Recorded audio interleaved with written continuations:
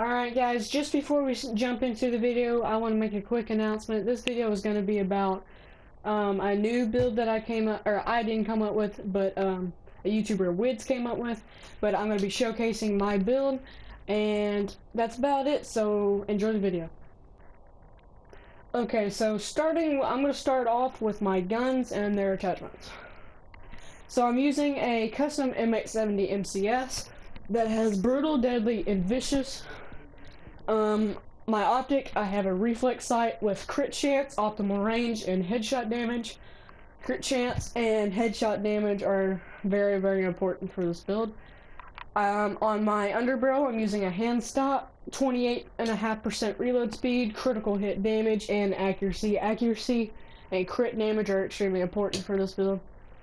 My magazine, I have a 27% reload speed, 9.5% mag size, and 5.30% rate of fire. Rate of fire's not important unless you want to keep shooting really quickly.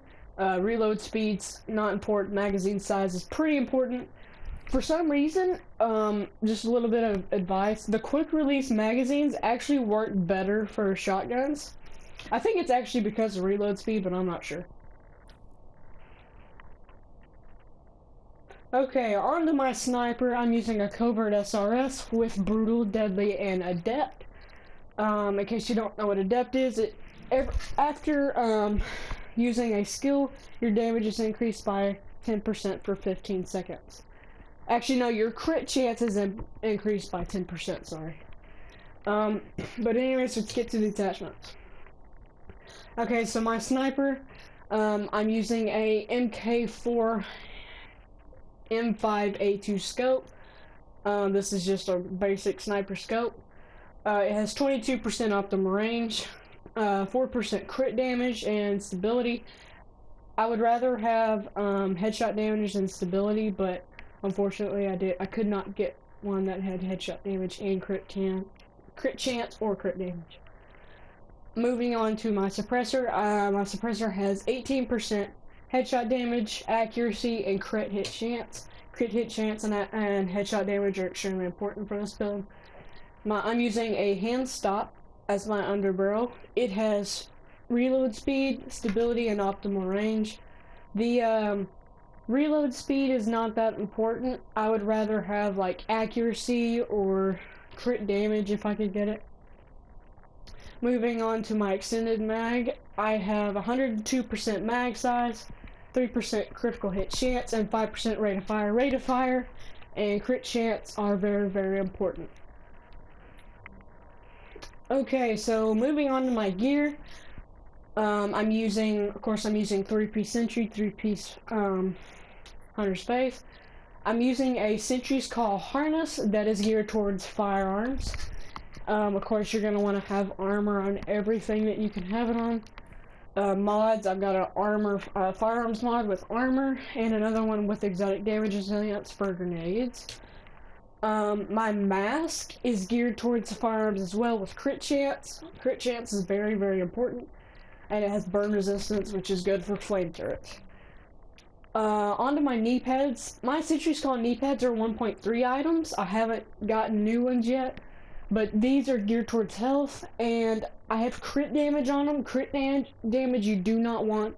Make sure you have armor, because I would have like 240, 230,000 toughness, but unfortunately I cannot find any Sentry's Call knee pads with armor on them.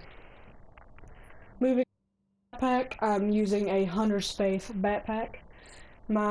It's geared towards firearms. It has armor, obviously, on it, and you're going to want ammo capacity, just because you can't hold a lot of ammo anymore. But that's about it. Moving on to my Sentry's Call gloves.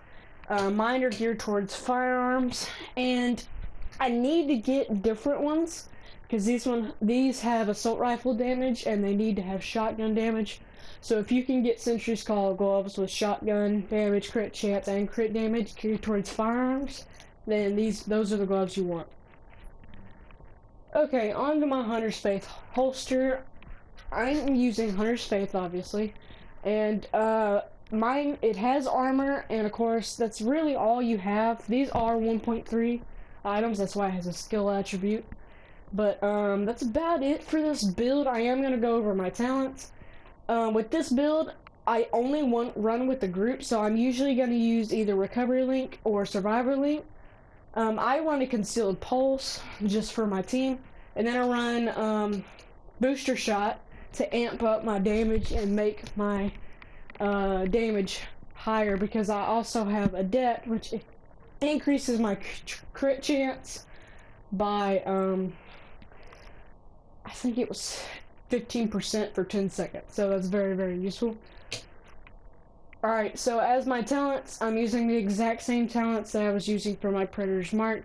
Critical save, you definitely need that.